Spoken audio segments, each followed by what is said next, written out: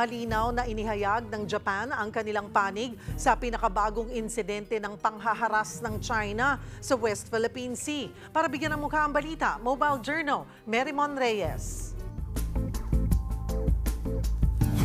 Nitong Lunes, ginunita ang ika-71 anibersaryo ng Japan Self-Defense Forces dito sa Pilipinas.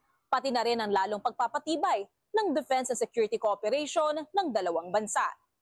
Dumaong sa Manila South Harbor ang Japan Maritime Self-Defense Force Vessel JSISE. Isa ito sa pinakamalaking Hyuga-class helicopter destroyer. Dito, binigyang diin ni Japanese Ambassador to the Philippines Endo Kazuya ang kahalagahan ng pagpapabuti pa ng bilateral defense cooperation ng Pilipinas at Japan. Aniya, isang milestone ang inaprubahang Reciprocal Access Agreement para sa mga aktibidad tulad ng joint exercises at disaster relief. Magiging helpful ito, lalo't maging ang Japan nababahala rin daw sa panggigit-git at pangwa-water cannon ng Chinese Coast Guard sa ilang BFAR vessels nitong lumipas na linggo habang papunta sa may Baho de Masinloc para magpadala ng suporta sa mga mangingisda.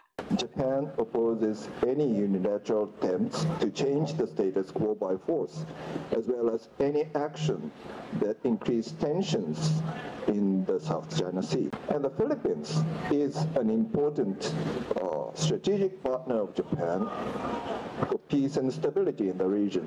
Kasunod nito, bumalik na sa bansa ang BRP Teresa Magbanwa, ang pinakamalaking barko ng Philippine Coast Guard. Mula ito sa isang deployment sa Japan para sa ikalawang trilateral maritime exercise. Ginawa ito mula June 6 hanggang June 20 sa Kagoshima kasama ang United States at Japan Coast Guard. Ayon sa PCG, pinatibay nito ang kakayahan ng Pilipinas pagdating sa komunikasyon, maritime law enforcement, disaster response at emergency operations. Ngayon, masasabi raw nilang mas handa na ang BRP Teresa Magbanwa sa pagmomonitor sa mga kritikal na bahagi ng West Philippine Sea gaya ng Escoda Shoal kung saan naitala ang panggugulo ng Chinese Coast Guard noong April 2025. Marami po tayo natutunan in terms of interoperability, communications wise, mga doctrines on how to conduct search and rescue, and maritime environmental protection. Iba po kasi pag nasa actual scenario po na ginaganap yung exercise na yan.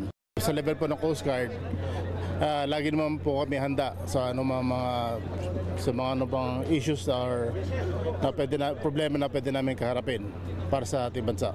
Mobile journalist Merymon Reyes po, hatid ang mukha ng balita.